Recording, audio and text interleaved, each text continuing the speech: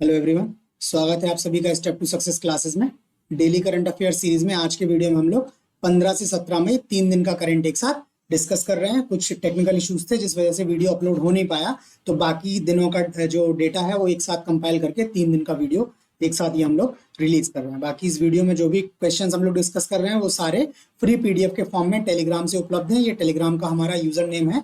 बाकी video description में भी टेलीग्राम ग्रुप का लिंक दिया हुआ है, आप वहां से वो ग्रुप ज्वाइन कर सकते हैं और वहां से फ्री पीडीएफ जो है आप ले सकते हैं। ठीक है, और अगर आपका कोई क्वेरी हो, कोई आपका सजेशन हो, वो भी आप हमें ईमेल करके या वीडियो में जो है हमें कमेंट करके आप बता सकते हैं। इसके अलावा एक चीज और बता दूं आपको कि यूपी ट्रिपल एससी जो है उत्तर प्रदेश वो अधीनस्थ कर्मचारी चयन आयोग की जो परीक्षाएं आने वाली हैं, जिसमें एक तो वीडियो का एग्जाम आने वाला है, वीडियो की जो पुनः परीक्षा होनी है, री एग्जाम जो होना है, उसके अलावा जो है वो जूनियर असिस्टेंट का एग्जाम आने वाला है और उसके बाद पैट की परीक्षा आने वाली है। तो इन परीक्षाओं के हिसाब से जो भी बहुत महत्वपूर्ण क्वेश्चंस हैं, ऐसे 500 इंपॉर्टेंट क्वेश्चंस की हम लोगों ने वीडियोस की सीरीज स्टार्ट की है, जिसमें हम लोगों ने 10 वीडियोस रखे हैं 50-50 क्वेश्चन के। इसमें से 3 वीडियोस ऑलरेडी रिलीज हो गए हैं। ठीक है, 150 क्वेश्चन हम आपको प्रोवाइड कर चुके हैं, तो वो सारे वीडियोस भी आप जो है वो आप चैनल पे देख सकते हैं। ठीक है, और एग्जाम के लिए वो बहुत इंपॉर्टेंट है। वैसे ही क्वेश्चंस जो हैं वो रिपीट होते रहते हैं। और उसमें एक चीज और है कि इंडिविजुअल्स को क्वेश्चंस को टेबुलर फॉर्म में या 4-4 के क्वेश्चंस को एक सिंगल क्वेश्चन में मर्ज करके मैचिंग वाले क्वेश्चंस बना के आपको, इवन वो 500 क्वेश्चन बोलने के लिए है, बट ये ऑलमोस्ट आपके 1500 क्वेश्चंस के अराउंड का डेटा इसमें है। ठीक है, तो इस तरह से हमने वीडियो फॉर्म किए हुए, वो वीडियो क्वेश्चंस फॉर्म किए हैं, वीडियो फॉर्म किए हैं, वो आप वहां से देख लीजिएगा। परीक्षा की दृष्टि से वो आपके लिए बहुत उपयोगी सिद्ध होंगे। ठीक, स्टार्ट करते हैं आज के अपने पहले क्वेश्चन से। आज का पहला क्वेश्चन है, हाल में जारी कर्नाटक विधानसभा चुनाव में बहुमत हासिल किया है। कांग्रेस ने हाल में जारी कर्नाटक विधानसभा चुनाव में बहुमत हासिल किया है। कर्नाटक विधानसभा में कुल कितनी सीटें, आपको बताना है कर्नाटक में विधानसभा की कुल कितनी सीटें हैं। ऑप्शन है आपके पास 220, 222, 224 और 226। तो इसका जो सही जवाब है वो ऑप्शन सी है। कर्नाटक विधानसभा में जो है वो कुल 224 सीटें हैं और 224 में आप बहुमत की बात करेंगे, आधे से एक ज्यादा, मतलब 100 जो है 23 सीटें चाहिए हैं बहुमत के लिए। ठीक, ये चुनाव के परिणाम जो हैं वो 13 मई को घोषित किए गए थे और इसमें 224 में 123 सीटें चाहिए बहुमत के लिए, जबकि कांग्रेस को मिली कितनी है, 135 सीटें। तो जितनी बहुमत के लिए सीटें चाहिए थी उससे भी अधिक सीटें कांग्रेस जीत के आई है और इनका वोट परसेंट जो रहा है वो 42.88% इनका वोट परसेंट रहा है। इसके अलावा जो दूसरी पार्टी है बड़ी बीजेपी है, इन्होंने 66 सीटें जीती हैं। उसके बाद जेडीएस जो है उसने 19 सीटें जीती हैं और 4 सीटें जो हैं अन्य ने जीती हैं। ठीक है, तो ये कर्नाटक विधानसभा चुनाव के परिणाम हो गए। इसके अलावा एक एडिशनल फैक्ट हमने इसमें दिया हुआ है कि राज्यों के जो चुनाव होते हैं, राज्यों की जो विधानसभाओं के चुनाव होते हैं, वो भारत के चुनाव आयोग द्वारा, जो इलेक्शन कमीशन ऑफ इंडिया है, उसके द्वारा अनुच्छेद 324 के तहत प्रशासित किए जाते हैं। ठीक है, एडमिनिस्टर किए जाते हैं आर्टिकल 324 के थ्रू। ठीक, इसके पहले हम करंट का एक वीडियो दिया हुआ था हमने, उसमें ये भारतीय चुनाव आयोग की पूरी डिटेल्स हमने शेयर की थी, संविधान में कहाँ पे है, किस भाग में है, किस आर्टिकल में है, क्या है, उस तरह की सारी डिटेल्स हमने आपको दी थी। आप वो वीडियो देख के वहां से ये सारी डिटेल्स भी ले सकते हैं। नेक्स्ट क्वेश्चन पे चलते हैं। नेक्स्ट क्वेश्चन है, सरकार ने घरेलू रक्षा उद्योग को बढ़ावा देने के लिए कितनी सैन्य वस्तुओं के आयात पर प्रतिबंध लगा दिया है। सरकार ने जो घरेलू रक्षा उद्योग है, ठीक है, जो भारत के भीतर ही रक्षा उद्योगों से संबंधित वस्तुएं जो हैं उत्पादित की जा रही हैं, उनको बढ़ावा देने के लिए सरकार ने कुछ सैन्य वस्तुओं के आयात पर प्रतिबंध लगा दिया है। मतलब उनका क्या है, आयात नहीं किया जा सकता है, घरेलू उद्योगों से ही उनको खरीदना पड़ेगा। आपको बताना है वो टोटल सैन्य वस्तुएं कितनी है। ऑप्शन है आपके पास 925, 956, 928 और 978। तो इसका जो सही जवाब है वो ऑप्शन सी है। कुल 928 ऐसी वस्तुएं हैं, ऐसे सैन्य उपकरण हैं जिनके आयात पर जो है सरकार ने जो है रोक लगा दी है। ठीक है, इन वस्तुओं के आयात का प्रतिस्थापन मूल्य जो है वो 715 करोड़ रुपए है। मतलब अभी तक इन वस्तुओं के आयात पर सरकार को कुछ 715 करोड़ रुपए के आसपास जो है खर्च करना होता था। अब इन वस्तुओं को क्या है, भारतीय उद्योगों से खरीदा जाएगा, तो सरकार का जो है आयात भी कम हो जाएगा। उसके अलावा भारतीय उद्योगों को ये धनराशि से क्या है, सपोर्ट भी काफी मिलेगा। इनमें क्या है, लड़ाकू विमानों, ट्रेनर विमानों, युद्ध पोतों और विभिन्न प्रकार के गोला बारूद में इस्तेमाल होने वाली वस्तुएं जो हैं इसमें शामिल है। उनमें जो उपकरण यूज होते हैं, उनमें जो कल पुर्जे यूज होते हैं, वो सारी वस्तुएं इसमें शामिल है। ठीक है, तो सरकार का ये मेक इन इंडिया कार्यक्रम को बढ़ाने के लिए और घरेलू उत्पाद को, घरेलू उद्योग को जो है बढ़ाने के लिए सरकार का एक सकारात्मक कदम है। ठीक, नेक्स्ट क्वेश्चन पे चलते हैं। नेक्स्ट क्वेश्चन जो हमारा है वो है हाल ही में आयोजित द्विपक्षीय समुद्र शक्ति 2023। ये अभ्यास का नाम है समुद्र शक्ति और वर्ष 2023 में हुआ है, इसलिए 23 जोड़ा गया है। एक्चुअल में अभ्यास का नाम समुद्र शक्ति है। ठीक है, तो द्विपक्षीय समुद्र शक्ति अभ्यास किन देशों के बीच में हुआ है? पहले ही लिखा हुआ है द्विपक्षीय है, तो दो देशों के बीच में हुआ होगा। बताना है कौन से वो दो देश हैं जिनके बीच ये समुद्र शक्ति हुआ है। ऑप्शन है भारत और मलेशिया, भारत और म्यांमार, भारत और सिंगापुर, भारत और इंडोनेशिया। तो इसका जो सही जवाब है वो ऑप्शन डी है। ये जो समुद्र शक्ति अभ्यास है वो भारत और इंडोनेशिया के बीच में आयोजित हुआ है। बाकी टाइम टू टाइम हम लोग वीडियोस में ये जो सैन्य अभ्यास है वो सैन्य अभ्यास हम लोग आपको प्रोवाइड करते हैं। आप लोग कोशिश कीजिएगा कि एक जगह जो है वो डेटा कंपाइल कर लें कि सैन्य अभ्यास का नाम, उसके बाद कितने देश उसमें शामिल होने वाले हैं, कब ये आयोजित होता है, कहाँ पे उस वर्ष के लिए आयोजित किया गया, क्योंकि एक या दो क्वेश्चन यहाँ से लगभग हर एग्जाम में आपको मिलते ही हैं। ठीक है, आगे देखते हैं समुद्र शक्ति के बारे में। ये समुद्र शक्ति का जो आयोजन हुआ है वो 14 से 19 मई 2023 के बीच में किया जाना है और ये भारत इंडोनेशिया के द्विपक्षीय अभ्यास का चौथा संस्करण है। ठीक है, इसमें ये भारत के जो विमान इसमें शामिल होने वाले उनका नाम है, इंडोनेशिया के जो विमान है उनका नाम है। बाकी इसका जो उद्देश्य है वो है क्षेत्र में शांति और स्थिरता को बढ़ावा देने में ये मदद करेगा। ठीक है, ये इंपॉर्टेंट है डिटेल्स इसकी। बाकी ये जो फैक्ट्स हैं कि भारत के कौन से विमान थे, इंडोनेशिया के कौन से विमान थे, ये आप देख लीजिएगा, बट क्वेश्चंस इससे नहीं आता है। क्वेश्चन मेनली आपसे टाइम के बारे में, कौन से देशों के बारे में, कौन सा संस्करण और कहां पर ये आयोजित हुआ है और इसका उद्देश्य क्या है, इतना ही क्वेश्चन जो है इसमें सीमित रहता है। ठीक, नेक्स्ट क्वेश्चन पे चलते हैं। नेक्स्ट क्वेश्चन जो है वो है हाल ही में भारतीय सेना के आधुनिकीकरण के लिए कौन सा प्रोजेक्ट जो है लॉन्च किया गया है? ऑप्शन है आपके पास प्रोजेक्ट गति, प्रोजेक्ट संजय, प्रोजेक्ट आत्मनिर्भर और प्रोजेक्ट कुशल। ठीक है, तो इसका जो सही जवाब है वो ऑप्शन बी है। ये भारतीय सेना के आधुनिकीकरण के लिए क्या है, प्रोजेक्ट संजय जो है वो भारत सरकार द्वारा स्टार्ट किया जा रहा है। ये प्रोजेक्ट संजय जो है एक हिसाब से सेना की निगरानी करने वाले सिस्टम को और भी हाईटेक बनाया जाएगा। ठीक है, सेना का जो निगरानी करने वाला, जो मॉनिटरिंग वाला सिस्टम है, बॉर्डर्स की निगरानी करने वाला सिस्टम है, उसको और भी ज्यादा क्या है, आधुनिक हाईटेक बनाया जाएगा। ठीक है, इसका क्या है, नया बैटल सर्विलांस सिस्टम लगाया जाएगा। इसे मैदानी, रेगिस्तानी और पर्वतीय क्षेत्रों में लगाया जाएगा। हर डिवीजन में सर्विलांस सेंसर होंगे। बॉर्डर में होने वाले किसी भी तरह के बदलाव या मूवमेंट की खबर जो है वो तत्काल भारतीय सेना तक पहुंचेगी। एक्चुअल में प्रॉब्लम बॉर्डर्स एरिया में, स्पेशली जो पहाड़ी क्षेत्र हैं, और भारत का काफी जो है सीमा जो है वो पहाड़ी क्षेत्रों से संबंधित है, तो वहां पे बाड़ वगैरह लगाना टफ है। वहां पे लाइन ऑफ साइट आपकी एकदम भी क्लियर नहीं होती है, तो वहां आप क्या है नजर नहीं रख सकते हैं। ठीक है, तो वैसे क्षेत्रों में अगर ये तकनीकी का प्रयोग करते हुए आधुनिक सर्विलांस सिस्टम लगाए जाएंगे तो उससे क्या होगा कि सीमा पर जो है बॉर्डर पे होने वाले कोई भी चेंजेस जो हैं, किसी भी प्रकार का मूवमेंट है, उसकी तत्काल खबर जो है वो भारतीय सेना तक पहुंच जाएगी और उससे निपटने के लिए जो है वो सेना जो है मुस्तैद वहां पर रहेगी। ठीक है, तो इस तरह का ये सिस्टम जो है वो लगाया जा रहा है। इस सिस्टम को 2025 तक क्या है पूरा करने का लक्ष्य रखा गया है। अच्छा, इस सिस्टम का जो नाम है वो संजय है और ये निगरानी करने का सिस्टम है। तो मैं आपको बता दूं कि जो महाभारत है उसमें एक चरित्र है, संजय नाम से एक पात्र है। ठीक है,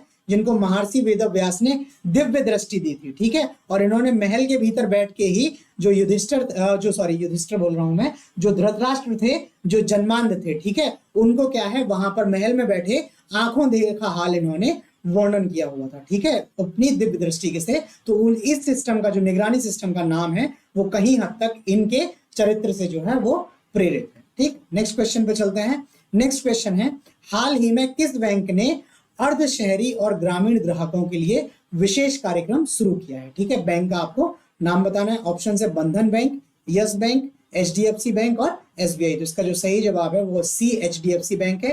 HDFC बैंक ने क्या है, अर्ध शहरी और ग्रामीण क्षेत्र के जो ग्राहक हैं उनके लिए विशेष प्रकार का जो है वो कार्यक्रम आयोजित किया है। इसमें इन्होंने बहुत तरह की जो छूट है, शुल्क जो लगता है उन पर छूट क्या है इनको दी हुई है। ठीक है, तो जिससे इनका क्या है बैंकिंग क्षेत्र की ओर इनका जो है वो प्रभाव बढ़े, इनकी पहुंच बढ़े। ये सारा कुछ इसका डिटेल लिखा है, आप इसको पढ़ लीजिएगा। ये डिटेल जो है वो जो वनडे एग्जाम्स हैं, जैसे UPSSC के एग्जाम्स, उसके लिए मुझे बहुत डिटेल उपयोगी नहीं लग रही हैं, बट फिर भी आप इनको एक बार पढ़ लीजिएगा। मेन इंपॉर्टेंट जो है वो बैंक का नाम है।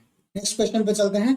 नेक्स्ट क्वेश्चन है, किस संस्था ने रेस टू नेट जीरो शीर्षक से एक रिपोर्ट जारी की है? हाल में एक रिपोर्ट आई है जिसका शीर्षक जो है, टाइटल है रेस टू नेट जीरो। उस संस्था का आपको नाम बताना है जिस संस्था ने ये रिपोर्ट जारी की है। ऑप्शन है विश्व बैंक, IMF, ब्रिक्स बैंक और यूएन एस्केप। तो इसका जो सही जवाब है वो ऑप्शन डी है, ये यूएन एस्केप संस्था है। इसने ये रेस टू नेट जीरो करके एक रिपोर्ट जारी की है। पहले तो देख लेते हैं कि यूएन एस्केप का फुल फॉर्म क्या है, पूरा नाम क्या है। इसका पूरा नाम है UN, United Nations economic and social commission for Asia and the Pacific. Pacific और एशिया क्षेत्र के आर्थिक एवं सामाजिक आयोग, एशिया और प्रशांत क्षेत्र के लिए क्या है, आर्थिक एवं सामाजिक एक आयोग। ठीक है, ये इसने रेस टू नेट जीरो शीर्षक से रिपोर्ट जारी की है। ये जो संस्था है यूएन एस्केप, ये बैंकॉक में स्थित है। इसने जो रिपोर्ट दी है, इस रिपोर्ट के अनुसार क्या है, एशिया प्रशांत के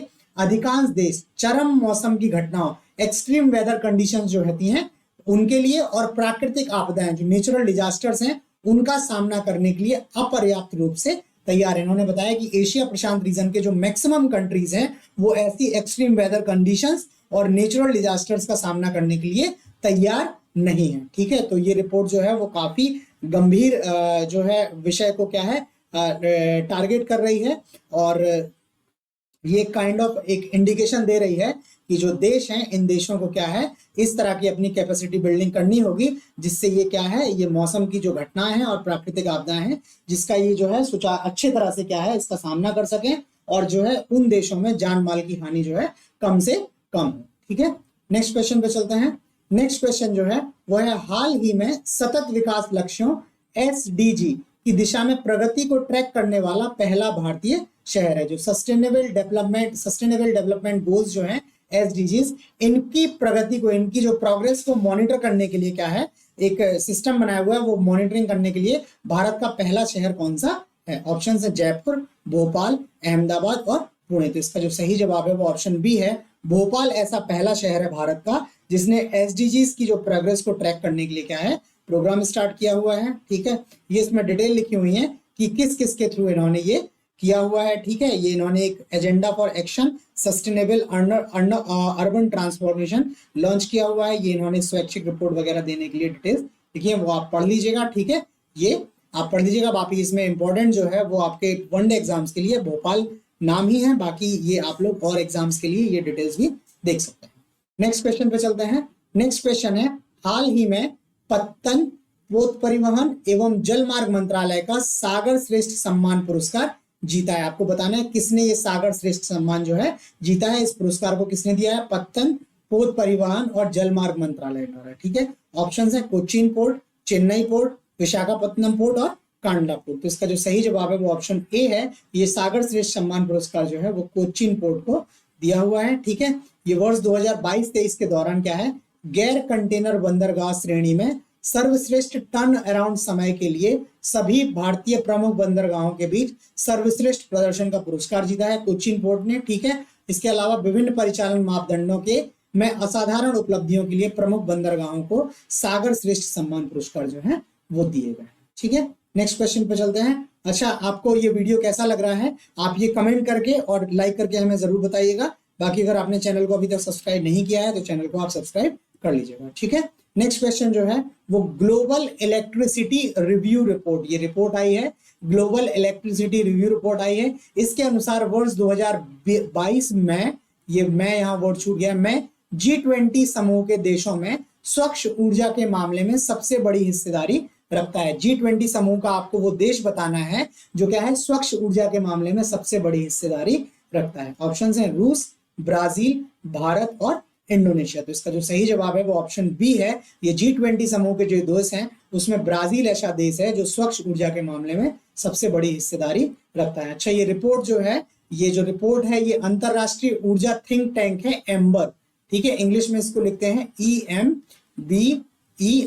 ये थिंक टैंक का नाम है एम्बर। ये यूके, यूनाइटेड किंगडम में स्थित है। इनके द्वारा ये रिपोर्ट जो है वो जारी की गई है, और इस रिपोर्ट के अनुसार वर्ष 2022 में ब्राजील की जो अपनी आवश्यकताएं, जरूरतें हैं, उनका 89% बिजली जो इन्होंने उत्पादित की है वो स्वच्छ ऊर्जा स्रोत से हासिल की है। जो इनकी जितनी भी बिजली आवश्यकताएं हैं उसका 89% इन्होंने स्वच्छ ऊर्जा स्रोतों से बिजली जो है वो जनरेट की है। ये स्वच्छ ऊर्जा स्रोतों में इनमें क्या है, 89 में इनका 63% पन बिजली है, हाइड्रो पावर जो है, 12% जो है पवन ऊर्जा है, सोलर विंड पावर जो है, और 3% सौर ऊर्जा है, सोलर पावर है। ठीक है, 89 है, बचा 11% जो है वो 11% इनका जीवाश्म ईंधन से है, फॉसिल ईंधन से है, जिसमें से 7% क्या है, गैस है। तो 11% में भी 7% क्या है, गैस है। तो जो कोयला, पेट्रोल, डीजल वगैरह है उनका कितना है, इनका केवल 4% है। इस तरह से ब्राजील जो है वो स्वच्छ ऊर्जा में क्या है, सबसे शीर्ष पर है G20 देशों में। इसके अलावा क्या है, भारत ने भी सौर ऊर्जा का उत्पादन जो है वो ब्राजील से 5% ज्यादा दर्ज किया है।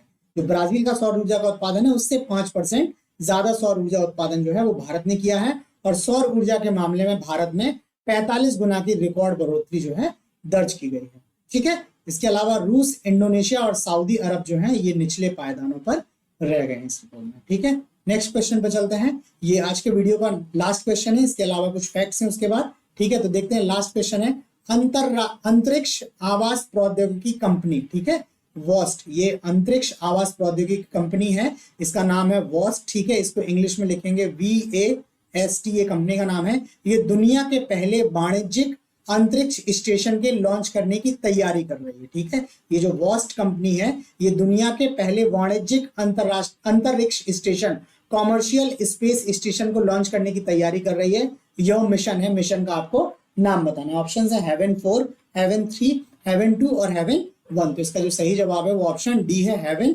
1। ये हेवन वही है HEAVEN, स्वर्ग वाला हेवन जो है। ठीक है, ये हेवन 1 है। इसका जो मिशन है ये हेवन 1 मिशन है। ठीक है, ये जो वॉस्ट कंपनी है ये कैलिफोर्निया स्थित एक स्टार्टअप है। ठीक है, वॉस्ट नाम से।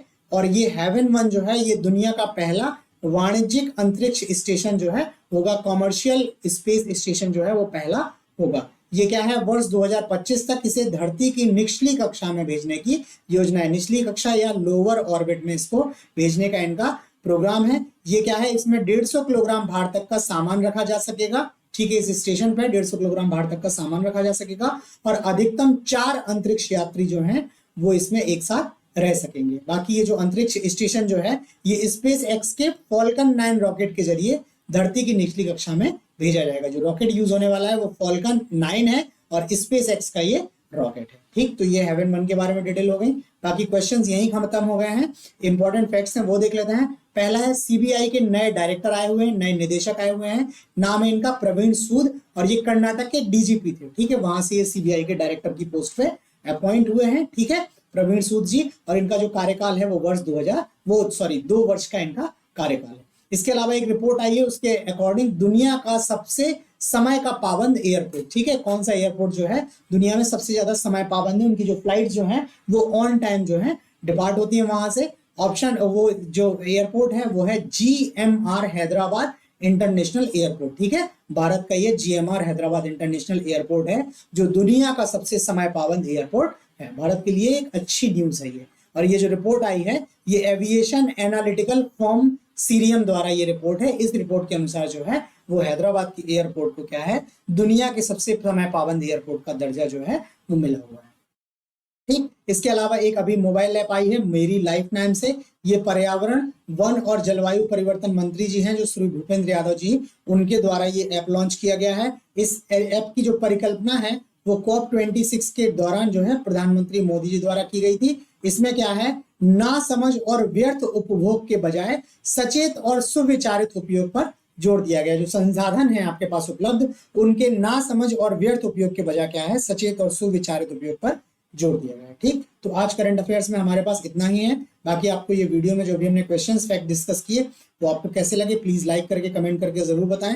अगर आपने चैनल सब्सक्राइब नहीं किया है तो चैनल सब्सक्राइब कर लें और नोटिफिकेशंस भी ऑन कर लें ताकि आपको टाइमली अपडेट्स मिलती रहें। इसके अलावा ये जो कंटेंट है इनका फ्री PDF के लिए आप टेलीग्राम चैनल ज्वाइन कर लें। ठीक है, वहां से आप ये फ्री PDF ले सकते हैं। ठीक, तो आज करंट अफेयर्स में इतना ही। बाकी कल मिलते हैं आपसे नए क्वेश्चंस के साथ। तब तक के लिए धन्यवाद।